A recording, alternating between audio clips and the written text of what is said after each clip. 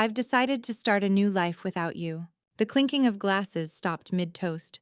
Conversations around the table cut off like someone had pressed mute. 50 guests turned toward the head of the long, white linen-covered table, where Gregory stood, champagne flute frozen halfway in the air. Our daughter Amelia, still in her cap and gown, sat beside me, visibly frozen in place. Her celebration dinner at the upscale downtown restaurant had just turned into something else entirely. For a second, I wondered if I had misheard him. Perhaps this was some kind of awkwardly phrased speech, a botched transition into a toast. But no, his tone was deliberate. Rehearsed even. He meant every word. I've decided to start a new life without you. And just like that, the man I had been married to for 28 years chose our daughter's graduation dinner to drop the bomb. Publicly, loudly, in front of everyone we cared about. His voice held none of the tremor or guilt I expected, just certainty. Cold, practiced certainty. I didn't gasp. I didn't cry. I didn't scream. I simply smiled. Congratulations on your honesty, I said. If he wanted a scene, he wouldn't get one. Not from me, not tonight. I reached into my handbag and pulled out a small, cream-colored envelope, perfectly sealed and labeled in cursive, without a word. I set it gently next to Gregory's dinner plate. His eyes flickered to it, then back to me. "What's this?" he asked, his smug expression flickering for the first time. "Something for you to read later," I said smoothly. Then I turned to Amelia, kissed her on the cheek, and said softly, "I am so proud of you, sweetheart. This is still your day." Her eyes were wide with confusion and quiet panic. But I gave her a small nod, our silent mother-daughter code. "I've got this." Then I stood, addressed the room with polite calm. "Please enjoy your meal. I wish you all a lovely afternoon." And I walked out, just like that. The door swung behind me with a satisfying thud, cutting off the whispers I could already hear beginning to rise behind me. Outside, the Georgia summer heat hit me like a wall, but it felt good, like shedding the weight of too many years of compromise and silence. For the first time in a long time, I felt my chest rise and fall with real breath, the kind that reaches all the way down and doesn't stop at the throat. Then the door slammed again behind me. "Bianca." Gregory's voice had changed. Higher pitched, edgy. "What the hell is this?" I kept walking. His dress shoes clicked hurriedly on the pavement behind me. "Bianca, stop. What's in the envelope?" Still walking. Oh my God, what have you done? That was the first time he asked the right question. What had I done? Months of preparation. Weeks of planning. Nights of quiet research while he slept beside me. And that envelope. That was just the first move in a game he didn't even realize he was losing. I didn't look back. I didn't need to. He thought he had stolen the moment. But really, I had just taken it back. As I drove away from the restaurant, Gregory's voice still echoed faintly in my ears, as if the weight of his words hadn't yet settled into the silence of the car. But inside me, I felt no confusion, just clarity. A stillness. Like the surface of water just before it freezes over. I turned onto our tree-lined street in Augusta's historic district, the one we'd lived on for over 15 years. Our home, a charming colonial with white shutters and rose bushes I had planted myself, sat under the same golden afternoon light it always had. But it no longer felt like mine. Or ours. I parked in the driveway and sat still for a moment, both hands on the steering wheel, remembering who I was before all of this, before the career sacrifices, before the years of rearranged dreams, before I learned to press pause on myself so Gregory could press play on every spontaneous idea he called finding himself. 28 years? 3 failed business ventures, 2 career changes, 1 midlife crisis involving artisanal woodworking and a garage full of unsellable furniture. And through it all I stayed. I managed the finances. I raised Amelia almost entirely on my own. I skipped promotions to make sure Gregory's entrepreneurial whims didn't sink us. I put off graduate school. Then my dream of opening a financial consultancy for women. There was always a reason. There was always a crisis. But never mine. And then, about 3 months ago, something started to feel off. It wasn't just Gregory's absence, he'd always been busy. It wasn't just the way he flinched when I picked up his phone, or how he suddenly had opinions about cutting back on grocery spending while dropping $200 on wine for client dinners. No, it was something deeper, quieter, like a floorboard that starts to creak just slightly under pressure. I noticed small transfers on our joint account, not huge amounts, just enough to raise an eyebrow. I'd been our family's financial manager for 2 decades, nothing got past me. But I didn't confront him, not immediately. I told myself I needed more information. In truth, I wanted to be sure I wasn't crazy. because that's what happens to women like me, right? We get told we're imagining things, overreacting, emotional. So I opened a private spreadsheet, logged each irregular transaction, cross-referenced every ATM withdrawal and unlisted merchant. Then I requested the full statements of our secondary investment accounts. Gregory never paid attention to those. I did. They were the ones we were supposed to use for Amelia's post-grad fund, maybe even for the down payment on the small cabin we used to dream about retiring in. What I found was worse than I expected.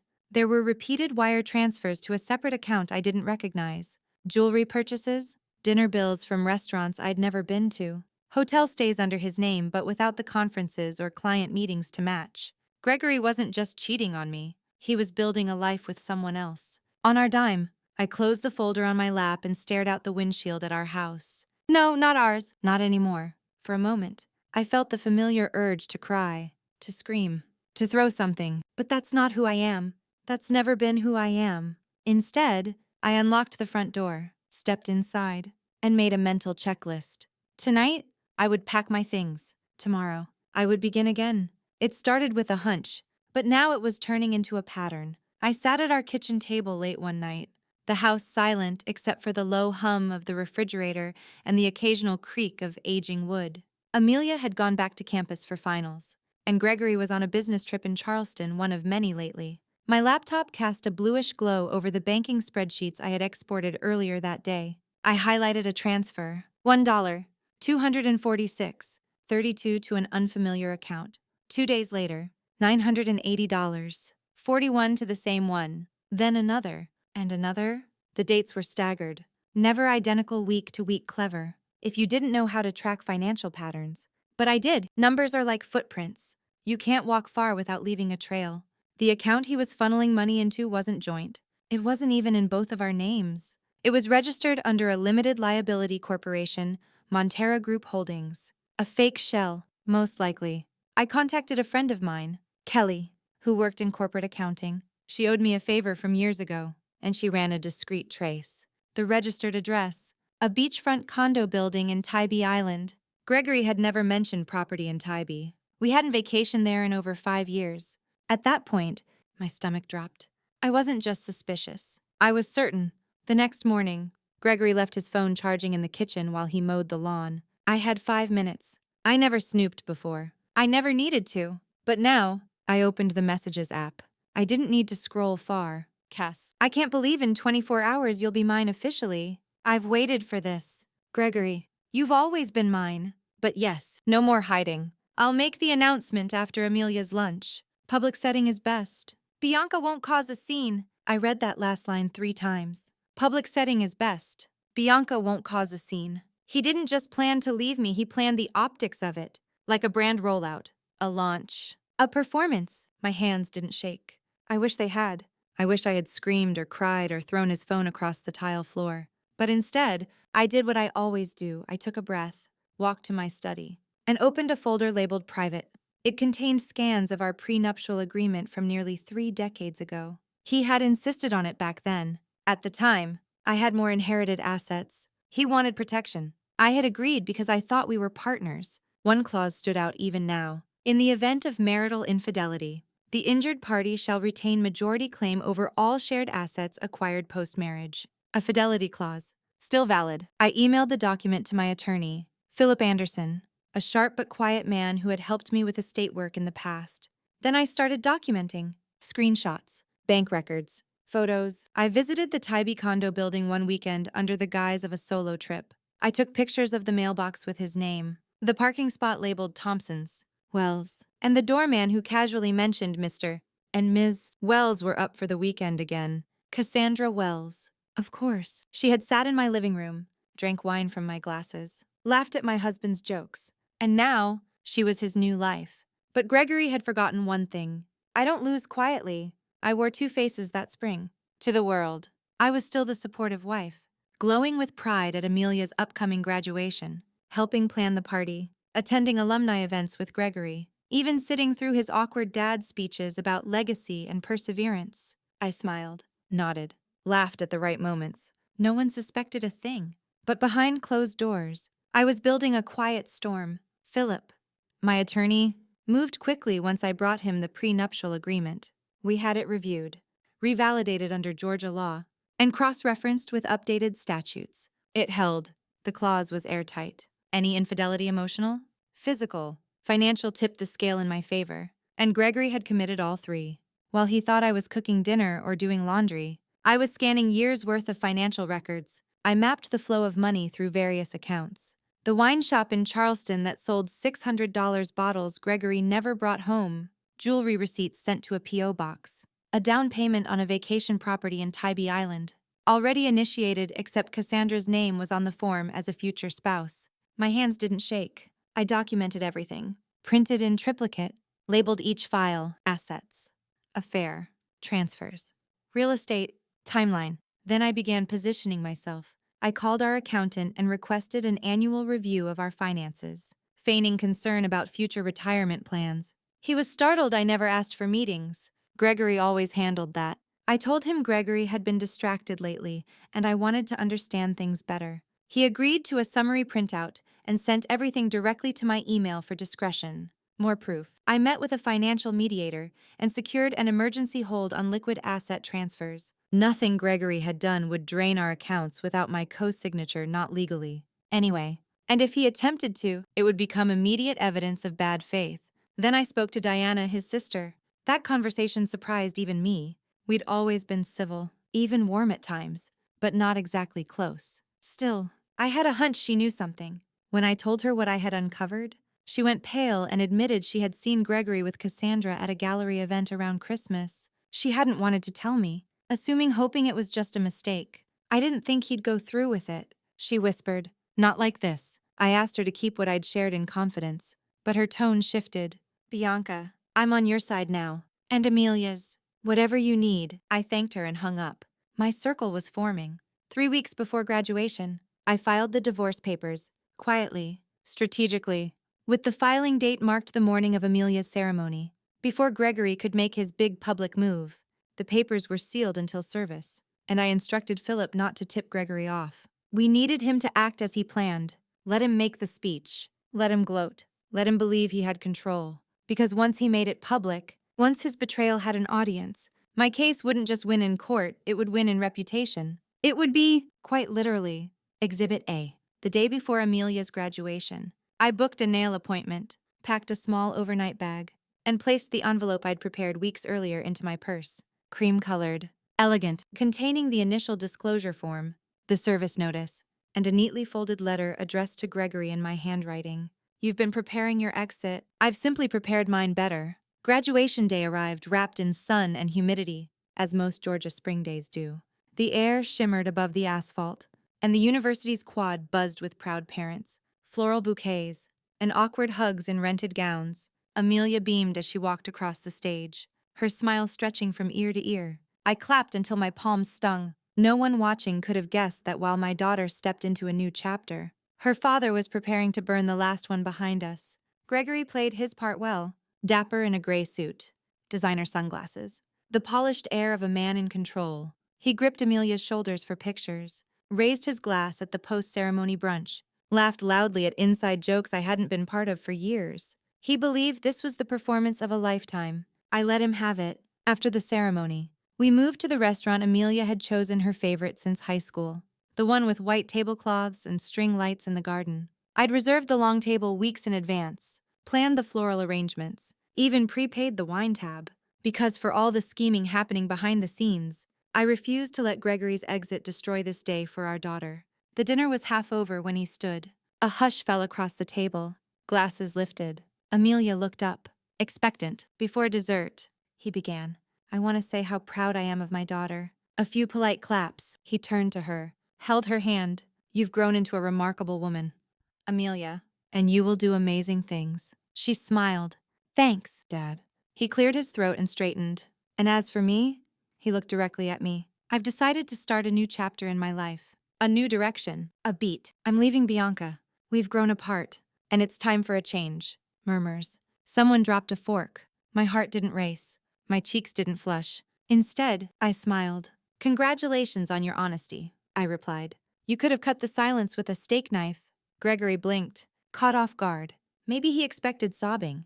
shouting a dramatic exit. He didn't know that I had planned every moment of this, right down to the outfit I wore: navy silk, understated pearls, the image of composed grace. I reached into my handbag and pulled out the envelope, gently, almost affectionately. I set it beside his wine glass. "What's this?" he asked, his voice quieter now. "Something for you to read later." Then I turned to Amelia and kissed her on the cheek.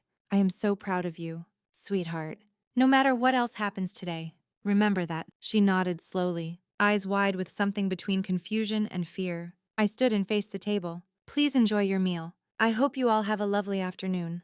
And I walked out. No faltering step, no dramatic pause, just the sound of my heels clicking against the hardwood, the gentle creak of the restaurant door, and the burst of hot summer air that met me on the sidewalk. Behind me, a chorus of stunned whispers rose. Then the door burst open again. "Bianca," Gregory called, panic cracking his voice. "What is this? What the hell is this?" I didn't stop. He had delivered his monologue.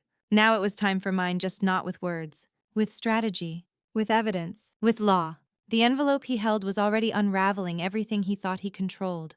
And the best part, he wouldn't realize it until it was far too late. By the time I reached our driveway, the heat had mellowed, but my mind was sharper than ever. I stepped inside the house we had shared for 15 years, though. In hindsight, I had shared far more than he ever did. Memories coated every corner. The entryway table where Amelia used to dump her backpack. The antique clock my father had left me. The worn leather couch where Gregory and I used to fall asleep watching old movies, back when affection was effortless and trust still felt permanent. But today, the house was just a structure, familiar, but no longer sacred. I walked upstairs and into our bedroom. The closet was telling. Gregory's suits had been packed neatly in 2 matching suitcases. They were zipped and tucked behind his side of the wardrobe. He had planned to leave tomorrow, his grand exit, his liberation. But he hadn't expected mine to happen first. I went back downstairs, opened my laptop, and refreshed my inbox. Philip had just confirmed receipt of the signed delivery slip. The divorce papers had been officially served. I closed the screen. The front door slammed open. "Bianca!" he barked, storming into the foyer. His shoes echoed across the hardwood, that telltale heavy heel-to-toe stomp I had learned to read like punctuation. I was sitting in the living room, calm as ever, the same couch he had intended to abandon. A glass of water beside me, my phone face down. He entered the room, face flushed and wild-eyed, in his hand, the now crumpled envelope. "What is the meaning of this?" he demanded, waving it at me. "You tell me," I replied coolly. "You were so eager to start your new life." "I just expedited the process. You served me divorce papers at our daughter's graduation. Have you lost your mind?" I took a deep breath, leaned back slightly. "Actually, I've never been clearer," he scoffed, crossing his arms. "You don't have grounds. Bianca, you think you're going to walk away with everything just because I found someone else. The prenup expired years ago." He really believed that. "No, Gregory, it didn't. Section 12, the fidelity clause, is valid for the duration of the marriage. You might want to review the copy your lawyer should have explained to you." "Oh wait, did you even consult one?" His jaw clenched. He hadn't. "And just so you know," I continued, "you didn't cover your tracks nearly as well as you think. Bank transfers, jewelry, hotel stays, the beachfront condo, even the fake LLC." He looked genuinely stunned now, caught between indignation and dawning horror. "You were spying on me. I was protecting myself. From the moment I saw the first transaction, that didn't make sense. I knew something was off. So I did what any good wife would do, looked into it." His eyes narrowed, and he reached for a last-ditch argument. "We built this life together." "Yes," I said. "And you decided to tear it down with someone younger. Someone willing to overlook your selfishness for a few dinners and empty promises. Don't put the blame for this mess on me." Gregory sank onto the couch, deflated. "You've always been cold. Bianca. Calculated. You could have just talked to me." I looked him dead in the eye. "I did. For years. You stopped listening." He rubbed his forehead, then checked his phone. Cassandra had likely texted 5 times by now. "You should go," I said quietly. "You have until tomorrow to remove your belongings. After that, the locks change." He stood slowly, unwilling to show defeat but already shrinking. At the door, he turned back to face me. "Amelia will never forgive you for this." "No, Gregory, she won't forgive you." And he walked out, not triumphant, not smug, just defeated. Exactly the way he left me, only now. The roles had reversed. That evening, After the dust had started to settle and the house stood still again, my phone buzzed with a message from Amelia. Mom, I heard what happened. I'm coming over.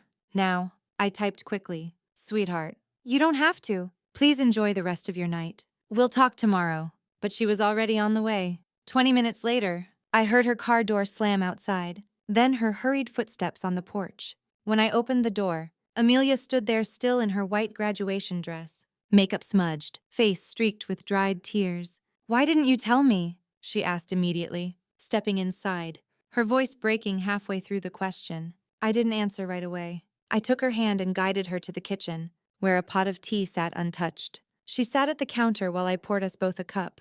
I didn't want to ruin your last semester, I said softly. You worked so hard. I wasn't going to let his betrayal overshadow your moment. But it did anyway, she whispered.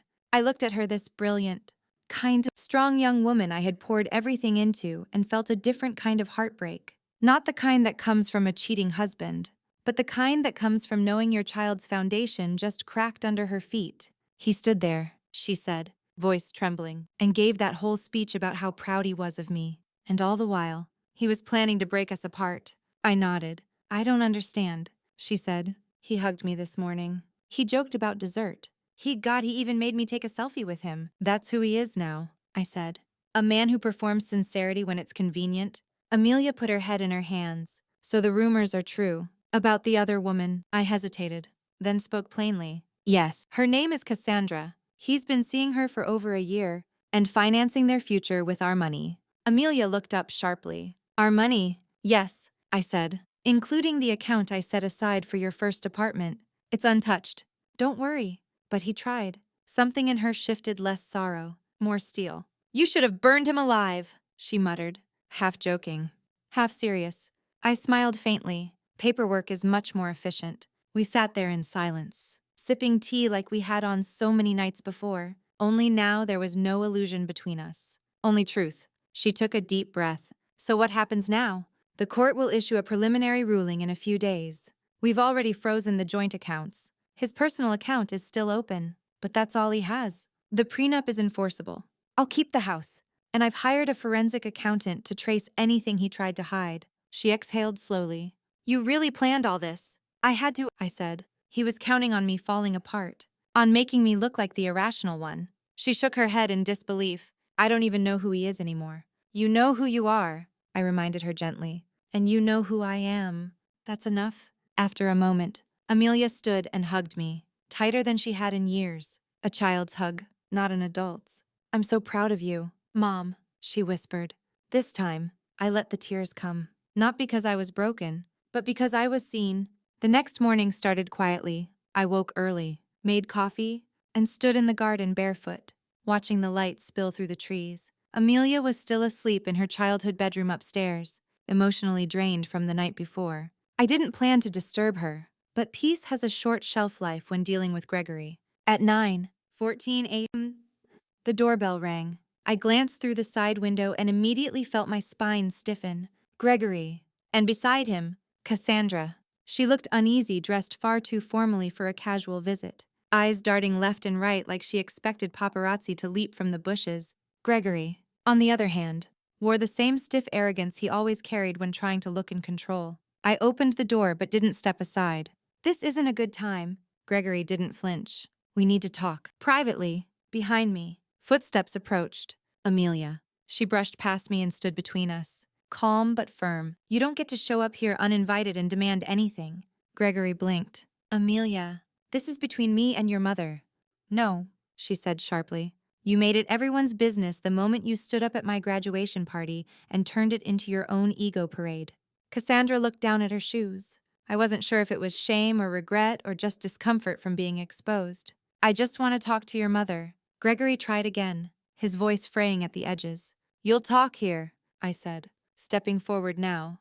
And briefly, he crossed his arms. This has gone far enough. The accounts are frozen. You've embarrassed me in front of our family. Don't you think that's enough? I raised an eyebrow. Embarrassed you. Gregory, you embarrassed yourself. I simply let you speak freely and watched you implode. You've ruined everything, Cassandra said suddenly, her voice soft but edged with irritation. Greg said this would be clean, quiet. He said you'd understand. Understand. I stared at her, trying to reconcile the girl who once complimented my Thanksgiving table centerpiece with the woman now standing on my porch. Furious that I had refused to be quietly discarded. "You thought I'd understand being replaced?" I asked. "You thought I'd quietly vanish because it made your relationship more convenient?" Cassandra stepped back. Gregory, flustered, interjected. "Bianca, be reasonable. The court proceedings aren't even finalized. You don't have the right to destroy my finances." "I have every right," I said calmly. "And you know what else? I have every piece of evidence: bank statements, real estate applications, text messages documenting your betrayal. If anything, I've been too reasonable." Behind me, Amelia folded her arms. "Mom's been 10 times more civil than you deserve." Cassandra looked at Gregory. "You said the condo was ready?" "It's not," I said before he could respond. "The leasing office called here when they had trouble verifying his employment. That application, never approved. You might want to find another place." Cassandra's face dropped. Gregory's facade finally cracked. "You're vindictive." "No," I said, voice low. "I'm prepared." "There's a difference." Cassandra tugged his arm. "Let's go." "Greg." He didn't move. "You've burned every bridge." I told him, "Don't think showing up here will change what's coming." He looked at Amelia. "Pleading now, honey." She stepped back. Just don't." Without another word, they left. The screen door clicked shut behind them, followed by footsteps retreating down the walk. I turned to Amelia. She exhaled slowly. "That felt final." "It was," I said. "It wasn't over. Not legally, but emotionally, that chapter was already closed." 3 days later, I stood outside the county courthouse, the air cool and gray beneath a blanket of low clouds. Gregory arrived 5 minutes late, rushing from a black sedan with a young, clearly inexperienced attorney in tow. I didn't flinch. My lawyer, Philip, was already waiting beside me, calm and immaculately composed, clutching the neat binder of exhibits we had prepared together. Inside, the courtroom was quiet but tense. The judge, a stern woman in her late 60s with silver hair pulled into a bun, reviewed our files with the kind of focus that brooked no nonsense. She adjusted her glasses and looked up. "Mr. Caldwell, do you contest the validity of this prenuptial agreement?" Gregory's lawyer cleared his throat. "Your Honor, we believe the document has effectively expired due to the time elapsed and material changes in financial circumstance." The judge raised an eyebrow, then turned to page 14, section 18, she said, reading aloud. "States that the agreement is enforceable for the duration of the marriage, including during any dissolution proceedings." Gregory leaned forward, whispering something urgently to his counsel, who only nodded solemnly. "The clause remains enforceable," the judge continued, her tone flat, "and the evidence submitted clearly indicates a violation of the fidelity clause, as well as deliberate obfuscation of marital assets. Based on this, I am upholding the financial freeze until a full discovery is complete." I watched as Gregory's jaw clenched. "The family home," she added, "will remain in the petitioner's possession during the proceedings. All secondary properties, including the Savannah Vacation Unit, shall also remain inaccessible until the court has completed full evaluation." Gregory's face flushed red. "That's outrageous," he muttered, just loud enough to hear. The judge didn't even blink. "Mr.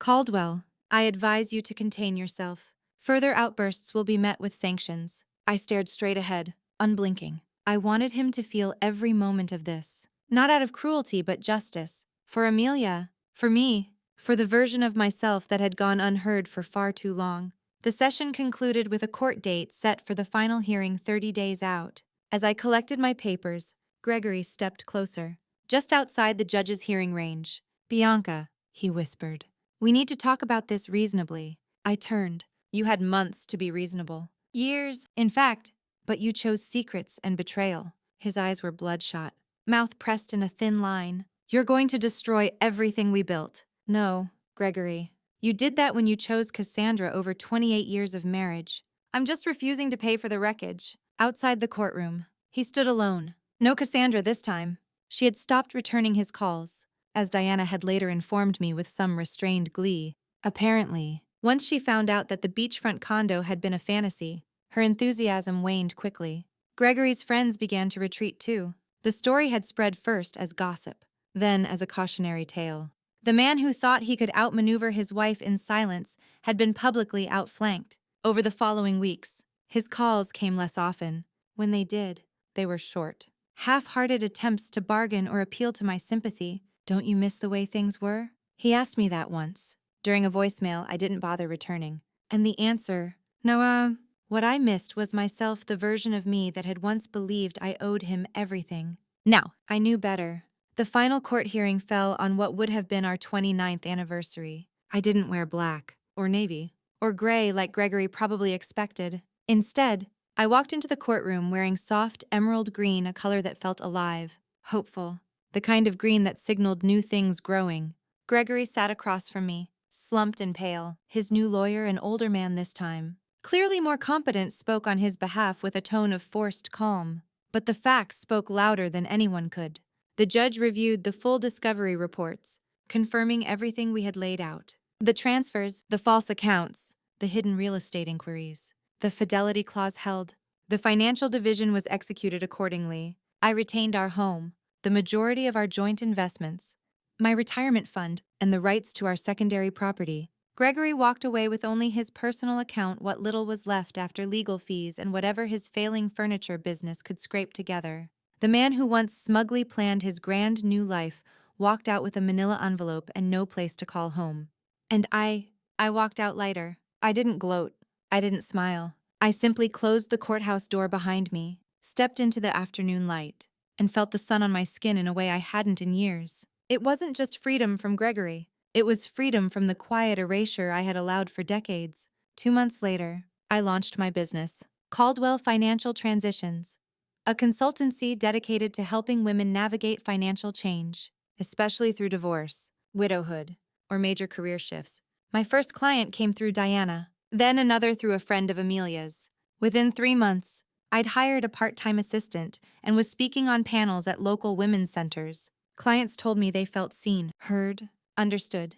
"I wish I had found you sooner," one woman told me, tearing up as we mapped out her post-divorce budget. So did I. But maybe I needed to lose everything that wasn't truly mine in order to find what had been there all along. Amelia visited often, now living in Charleston with a job she loved and a growing sense of independence. We took walks, drank coffee, sometimes talked about Gregory, but less and less. One Saturday, while helping me set up for a small workshop, she turned to me and said, "You know what's wild? If Dad had just told the truth, he probably could have kept half." I smiled. "Yes, but then he wouldn't be Gregory." She laughed. "Still, you didn't just win, Mom. You transformed." It stuck with me. Not just that I had won, but that I had changed, grown, shed skin I didn't realize I'd outgrown. And that envelope I handed him at the restaurant, it wasn't just legal papers. It was a symbol, a closing note to a life I had outlived, and the beginning of a new one I was finally writing on my own terms. Not as someone's wife, not as someone's background, but as the main character,